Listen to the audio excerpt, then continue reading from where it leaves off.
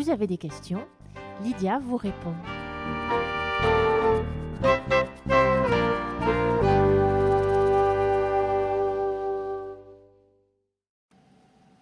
Bonsoir Lydia. Bonsoir. Lors de la dernière supervision, tu nous as expliqué qu'en fait la peur de l'étouffement, à ce que j'ai compris, elle pourrait être inexistante parce qu'il n'y aurait pas d'étouffement lors de la mort. Pourrais-tu me redonner cette explication, s'il te plaît? Alors, je pense que tu te réfères à des maladies qui finissent par l'étouffement, genre SLA, la sclérose latérale amyotrophique, où tous les muscles se paralysent jusqu'en dernier, le muscle ici des poumons. Il y en a d'autres aussi, la peur de l'étouffement lorsque on a un cancer des poumons et que ici le poumon se remplisse, etc. Donc, par exemple aussi emphysème, enfin, voilà, il y en a différentes maladies qui nous donnent très très peur de mourir étouffé. Ce qui est d'ailleurs, je pense, une des raisons principales par rapport à Exit. Les gens font appel à Exit parce qu'ils ne veulent pas étouffer. Maintenant, si j'ai dit que ce n'est pas toujours vrai qu'on doit étouffer dans ce type de situation, c'est parce que j'en ai vu. Et je pense à une patiente, donc, les poumons se remplissaient, alors pendant un temps, on faisait des ponctions, plusieurs ponctions. Avec le temps, ça se remplit de nouveau, ça se remplit et ça se remplit. Donc, c'est clair que là, elle savait qu'elle allait étouffer. Et ce que j'ai vu en travaillant avec elle, quand elle avait ces difficultés de respirer et que c'était vraiment très superficiel, elle s'aidait avec un mantra.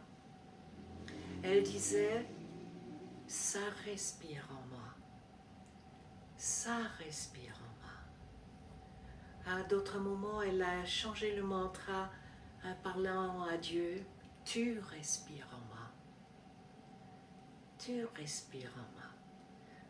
Avec les expirations, elle allait vraiment dans ce rythme-là.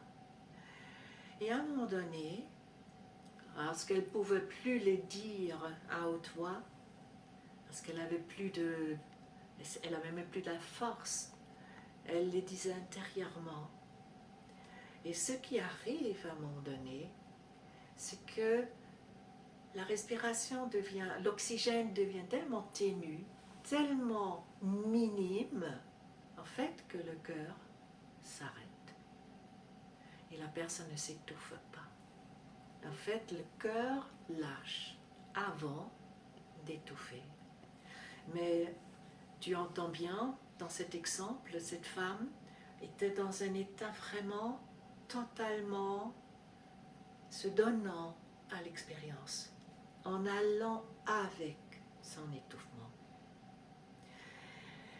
C'est énorme, mais ça existe. Je pense à un autre, c'est Yvan Amar, qui lui avait... lui, il vivait plus qu'avec de l'oxygène dans le nez.